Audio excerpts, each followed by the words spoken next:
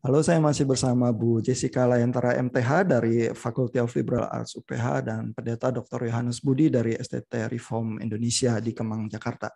Kita barusan bicara soal Viktor Frankl dan Jean-Paul Sartre, bagaimana menyikapi penderitaan. Nah, tapi tidak semua orang di dalam pandemi ini hidup di dalam kondisi yang ekstrim, menghadapi kematian setiap hari seperti di kamp konsentrasi Jerman. Mungkin kita tantangannya adalah kehidupan sehari-hari pekerjaan kita. Namun di dalam pandemi ini banyak sekali yang merasakan bahwa pekerjaan ini tiba-tiba diperhadapkan ya kepada kenyataan bahwa ada hal-hal yang tidak ideal ya di tempat kerja, di dalam pekerjaan kita, dan kita mempertanyakan ulang ya, apakah penderitaan yang semacam ini apakah harus kita jalani terus setiap hari, sementara di tempat kerja mungkin ada hal-hal yang tidak pernah bisa dirubah sampai kapanpun. Bagaimana kita mengambil keputusan-keputusan. Nah, gimana kira-kira Viktor Frankl dan Jean-Paul Sartre bisa menolong kita ya untuk bersikap, Bu Jessica? Ya, mungkin saya mencoba mengimajinasikan aja ya, kalau Viktor Frankl dan Sartre menghadapi situasi seperti itu ya di dalam pekerjaan, mungkin merasa adanya ketidakpuasan atau penderitaan dan sebagainya gitu ya. Mungkin kalau dari Frankl sendiri ya, kalau dari bukunya sendiri kan memaknai ya dalam situasi apapun itu. Jadi mungkin kalau dia menghadapi situasi itu ya dia akan memilih untuk gimana kita mencari makna nih. Walaupun pekerjaan kita gitu-gitu kan juga pekerjaan kita itu juga ada pastilah ada positifnya ya. Nah, yang itulah yang kita ambil di situ. Tapi ya di sini mungkin saya agak mengkritik sedikit ya. Kalau misalkan kita berpikir seperti itu sepertinya kita juga agak mengagungkan penderitaan ya. Gitu. Kalau di buku saya itu kan juga ada satu bab yang judulnya menolak ya penderitaan. Sartrian banget gitu ya. Cuman sebenarnya isinya nggak Sartrian sih. Cuman maksudnya adalah kalau misalkan kita ada di dalam penderitaan, kita merasa menderita, tapi kita nggak apa-apa lah, yang penting kita cari positifnya gitu ya. Tapi nggak melakukan apa-apa, kok tampaknya jadinya sadomasosis juga gitu ya. Kayaknya disiksa terus, tapi ngerasanya oh senang deh saya disiksa gitu. Jadi dalam satu sisi kok mengagungkan penderitaan kayak gitu, dan kadang-kadang orang-orang seperti ini gitu ya, kalau menghadapi penderitaan orang lain itu juga kurang adanya empati ya. Jadi kalau misalkan cerita, aduh saya gini nih, ini ya bersyukur aja, carilah positifnya. Padahal istilahnya orang yang menderita itu mungkin udah nggak tahan nih dalam kehidupannya, tapi dia tetap memaksakan harus cari sesuatu yang positif gitu. Nah mungkin itu. Nah kalau Sartre sendiri gimana? Kalau Sartre mungkin menghadapi itu dia langsung pindah kerja gitu ya. Karena dia kan bebas gitu ya, dan kalau misalkan di tempat kerja dia udah merasa diobjektifikasi, dia nggak bisa menang, dia akan mengobjektifikasi balik. Tapi kalau nggak bisa ya dia cari tempat lain ya untuk mengobjektifikasi orang lain gitu. Nah memang satu sisi ini adalah solusi yang baik ya, dimana ya ngapain ya kalau misalnya kita udah nggak betah ya ngapain juga kerja begitu kan di tempat itu. Tapi satu sisi juga ada kritik ya terhadap pandangan Sartre ini, di mana dia itu kalau seperti itu terus ya, itu karir nggak akan berkembang karena di semua tempat itu pasti ada sesuatu yang nggak kita sukai gitu. Jadi kalau menurut saya ya bagaimana ya kalau kita menghadapi itu di tempat kerja, balance saja gitu, balance. Kita lihat dulu, maksudnya separah apa sih gitu tempat kerja kita. Masih bisa nggak diambil positifnya, seperti yang tadi kata Frankl gitu. Atau kita udah memang benar-benar diinjak banget gitu, atau kita benar-benar ngerasa udah hopeless ya. Nggak ada tuh, mau ngeliat positifnya udah nggak ada, negatif semua gitu kan. Nah barulah mungkin bisa dipraktekkan gitu ya, cara Sartre ini gitu. Nah, coba mungkin Pak Yohanes memberikan revisi. Diberi introduksi dulu oleh Pak Ihan atau langsung aja ini? Nah, ini buat audiens yang baru ngikut di dalam diskusi ini ya, mungkin belum sempat lihat covernya, ini buku yang dibicarakan oleh Bu Jessica Bebas dari Belenggu Penderitaan ya, dan kita lagi bicara soal penderitaan di tempat kerja ya. Kalau kita melihat sudah nggak ada hal yang baik, ada hal-hal yang nggak bisa dirubah ya. Lalu tadi ada kritik dan konfirmasi dari Bu Jessica. Kalau Frankl mungkin tetap mencari makna ya, dan dalam relasi dan tugas itu pasti ada makna. Kalau Sartre mungkin langsung pindah kerja ya, tapi ada juga kritik bahwa Sartre mungkin bisa aja terdengar agak eskapis ya. Pokoknya lari aja, tapi kalau kebiasaan lari terus ya gimana karir bisa ini ya, bisa jadi bagus ya. Kalau Frankl cenderung nerimo gitu ya kritiknya ya. Nah, gimana Pak Yohanes Budi terhadap pendapat Frankl dan Sartre itu? Ya, kalau membandingkan Frankl dan Sartre, ini kan kita bisa melihat adanya dua konteks hidup, dua pengalaman yang berbeda ya. Jadi di tengah-tengah pengalaman Viktor Emil Frankl yang sebetulnya tidak punya banyak pilihan, tidak sepenuhnya sih. Sebetulnya waktu dia memiliki kesempatan lari ke Amerika itu satu pilihan, tetapi kemudian dia memilih untuk bersama-sama dengan keluarganya menjalani satu masa yang sulit itu, begitu kan ya. Tetapi begitu masuk ke kamp konsentrasi Nazi ya sudah tidak memiliki banyak pilihan. Jadi di tengah-tengah konteks seperti itu Frankl itu menemukan pemahamannya begitu, sedangkan Sartre kan juga memiliki satu konteks hidup yang berbeda dengan Frankl ya. Dia hidup di Perancis dan kalau dia mau pindah kemana aja gampang begitu, sedangkan Frankl dia mau pindah tempat tidur aja, kalau ada tempat tidur gitu ya belum tentu bisa di kamp konsentrasi Jerman itu gitu.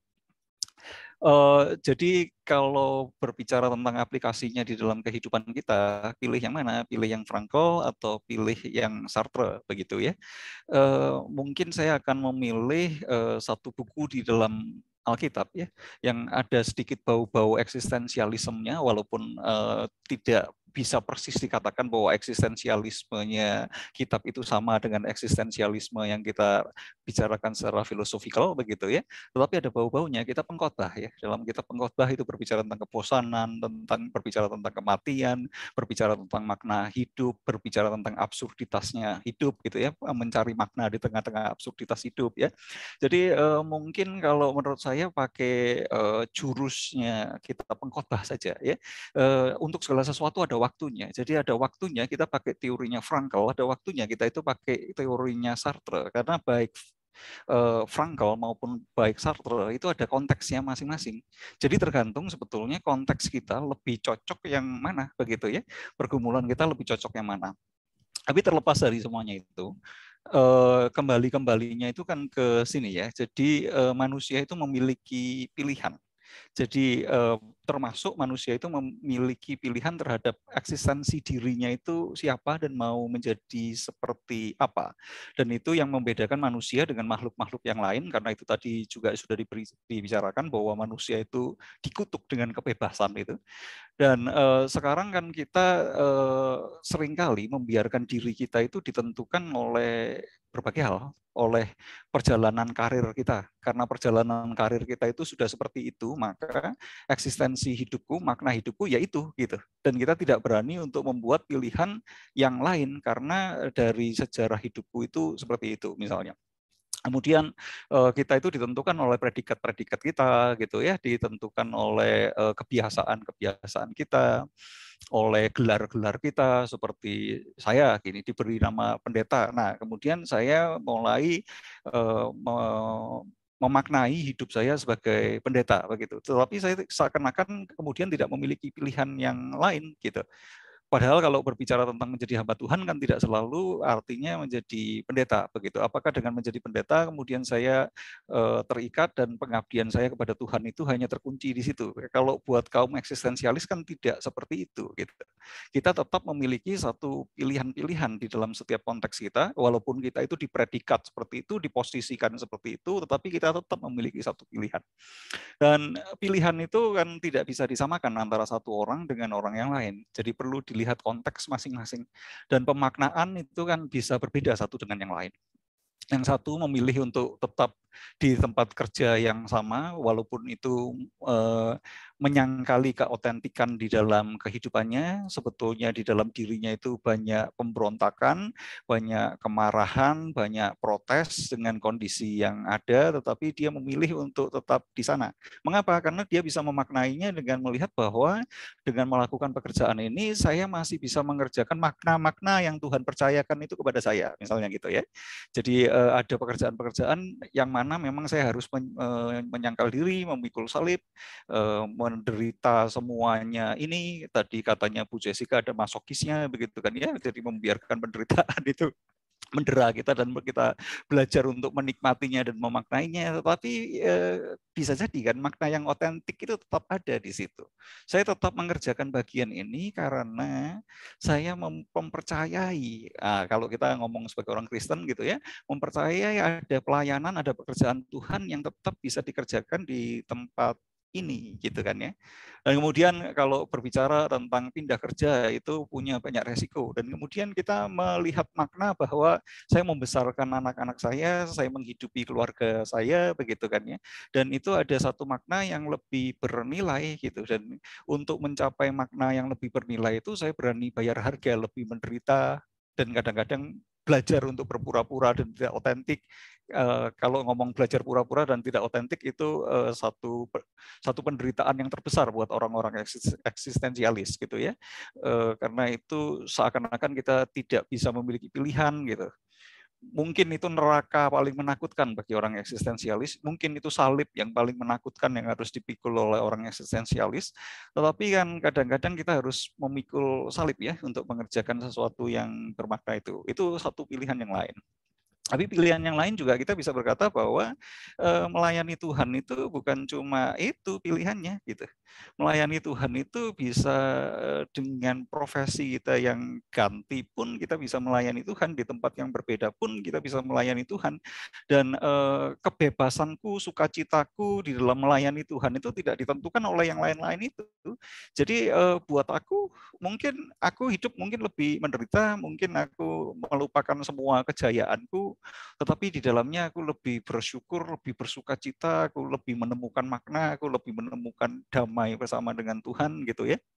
Kalau menurut istilahnya spiritualitasnya Loyola itu lebih dihasilkan consolation daripada desolation begitu. Jadi konteks yang buruk tetapi memberikan consolation yang lebih, mungkin itu memberikan makna yang lebih, dan itu harus dipilih begitu. Ngapain kita itu menjadi mayat hidup dan penuh kepura-puraan di tempat kita bekerja sebelumnya begitu misalnya. Jadi ya tergantung ya. Masing-masing makna secara ultimate itu kita mungkin tidak bisa pahami dengan sepenuhnya itu kalau pakai bingkainya Frankl, tetapi makna secara personal kan kita bisa memaknainya. Jadi memaknai untuk keluar dan pindah ataupun memaknai tetap di situ ya masing-masing pribadi perlu menggumulkannya di hadapan Tuhan. Masing-masing pribadi perlu memiliki spiritual discernment kalau menurut Loyola begitu ya, yang mana yang lebih menghasil, yang mana yang menuntun kepada desolation dan yang mana yang menuntun kepada consolation. Mungkin kalau saya begitu ya.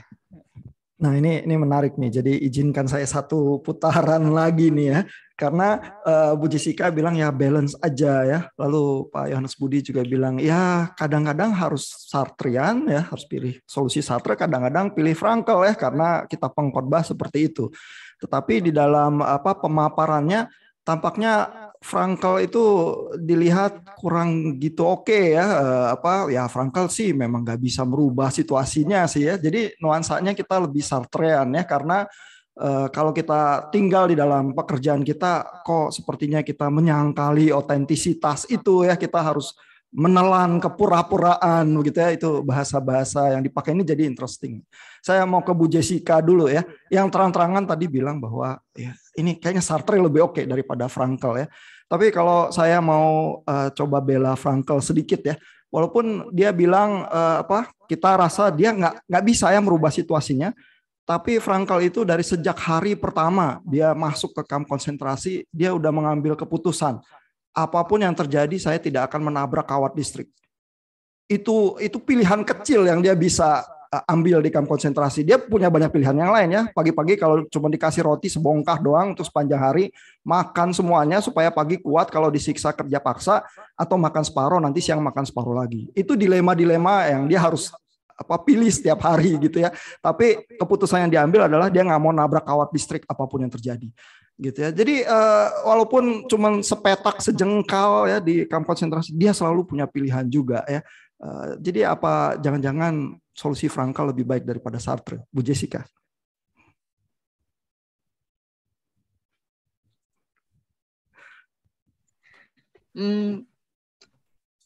Solusinya lebih baik dalam hal apa dulu nih Pak? Maksudnya bagaimana? Dia mengambil pilihan gitu maksudnya. Iya, jadi situasi yang kita rasa nggak bebas, harus menelan Oh, karena kepura-puraan, dia tidak ada dalam otentik. situasi itu ya. Ya, karena kan dia di kamp konsentrasi ya. Kan tadi Bu Jessica juga secara terbuka bilang kayaknya Sartre lebih oke ya, pindah kerja aja ya. Tapi kan tergantung juga kata Bu Jessica, tempat kerja itu seberapa buruk sih ya. Kalau memang masih ada hal positif bisa dimaknai kan oke. Tapi kalau semua negatif ya kita pindah kerja aja. Masalahnya konteksnya Frankl semuanya negatif ya. Tapi dia tetap pilih tidak menabrak kawat listrik sejak hari pertama dia di kamp konsentrasi. Apa nggak oke itu Frankl?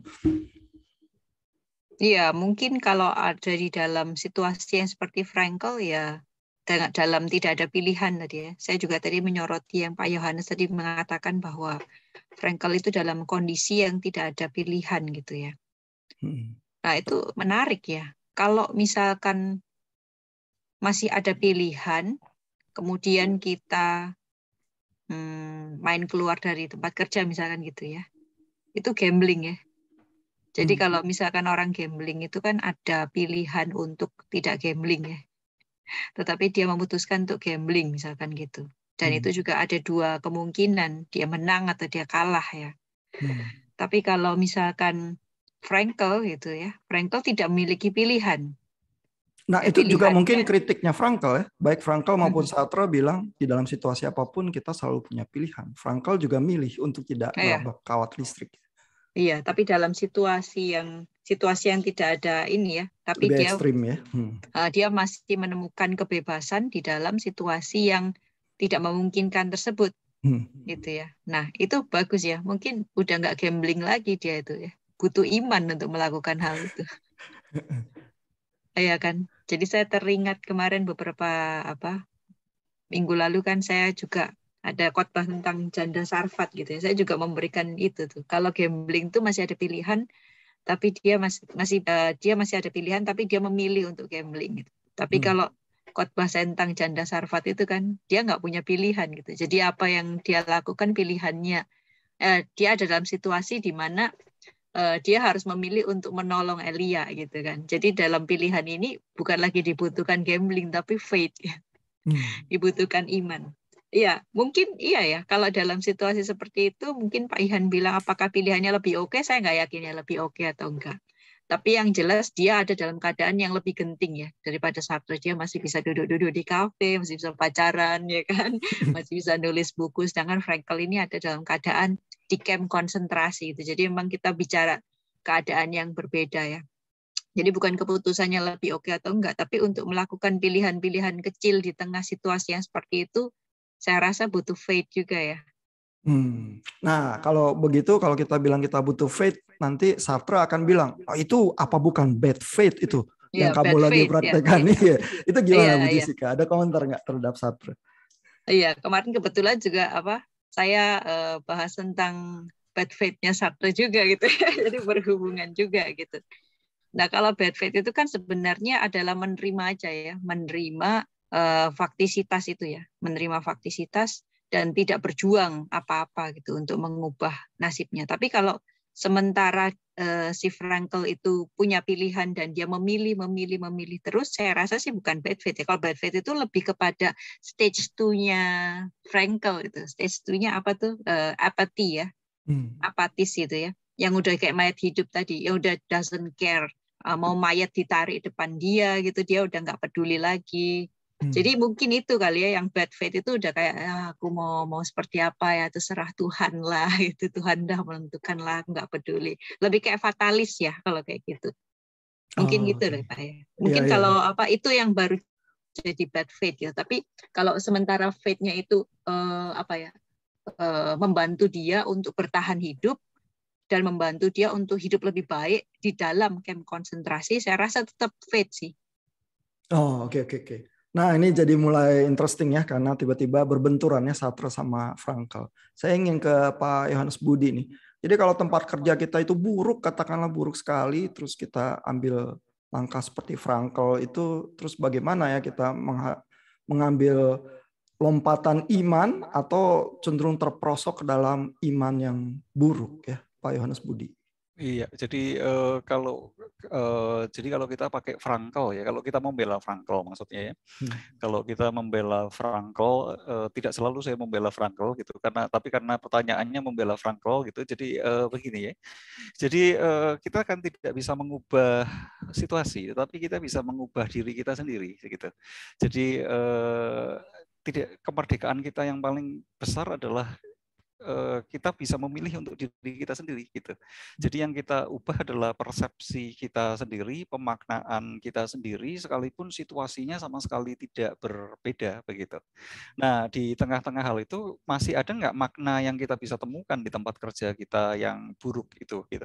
Nah, ketika kita masih bisa menemukan makna dan itu menjadi satu makna personal kita, dan kita mengerjakan itu dengan nilai-nilai etis sesuai dengan pemaknaan kita gitu.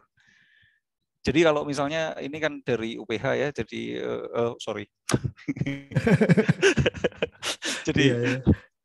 Jadi seperti misalnya melihat bagaimana hubungan dengan mahasiswa dan sebagainya, dan mungkin pengaruh kita ke mahasiswa dan sebagainya begitu, itu merupakan sesuatu yang penting begitu. Itu merupakan sesuatu yang punya nilai dan kita masih bisa melihat adanya banyak hal-hal yang positif yang kita bisa maknai begitu. Jadi kita ubah itu dengan cara kita memaknainya, kita ubah, berarti kan dengan demikian kita bisa kemudian tidak menjadi berpura-pura juga, karena kita dengan sukarela, dengan sungguh-sungguh memperjuangkan nilai-nilai yang makna yang kita hayati itu gitu.